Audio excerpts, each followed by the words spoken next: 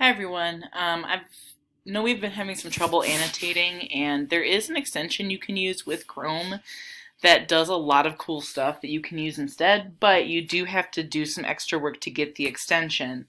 And if your device doesn't allow you to use Chrome, then you're not going to be able to use it. So only some people are going to be able to use it, but it is an option if you're interested. If you are, click on the link that I've provided to you. When you click on that link, you should get to this page. The first thing you want to do is click on this button that says Add to Chrome. Then a box will pop up. It'll ask you, are you sure that you want to add this extension? You add the extension. It showed up in my toolbar up here, but that's okay. That's where I want it to be. That's fine. Now, if I go to my class, and I joined Ms. Bicknell's class as a student, so I could show you guys stuff, I'm going to go to classwork, and here's my Velt assignment. There's questions here, there's videos for me to watch, and here's where I'm supposed to annotate. So I'm going to click on this PDF, and when I do that, now a button shows up that says Open with Kami. And so that's what I'm going to do. I'm going to click Open with Kami.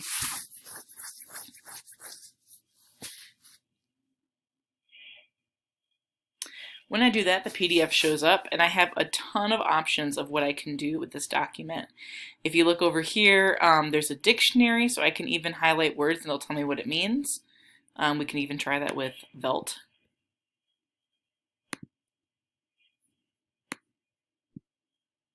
It tells me open uncultivated country or grassland in southern Africa.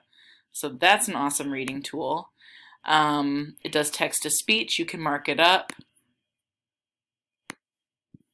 Sorry. There's a box highlighter, text highlighter. That's just highlighting stuff. You can do that if I want.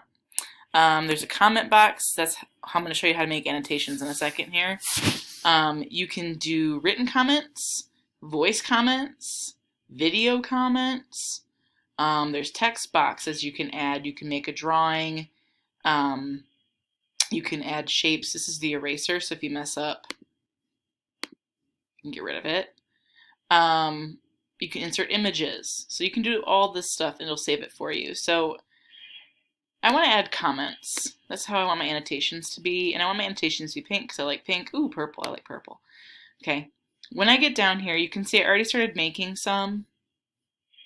I mentioned in the other video that I liked this line, the great rusty smell of animals and the smell of dust, like a red paprika in the hot air.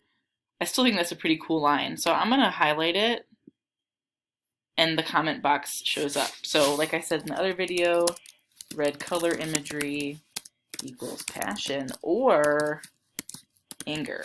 Like red can be good or bad. There, my comment is made. My annotation is done. So, you know, I told my students I'm expecting 2 annotations per page. However many your teachers ask for, that's what you want to do. When you're done, you want to hit turn in. And I want to show you something important because if it doesn't work, there's another way to make it work.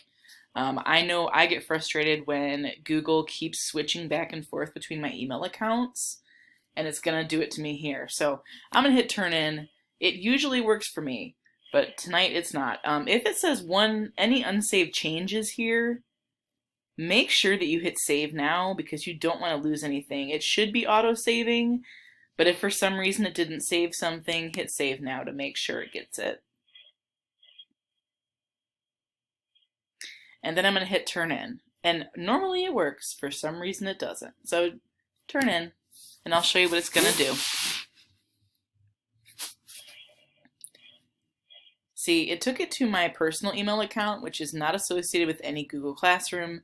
And if I try to switch it, it doesn't work. So what I'm going to do is hit the back button.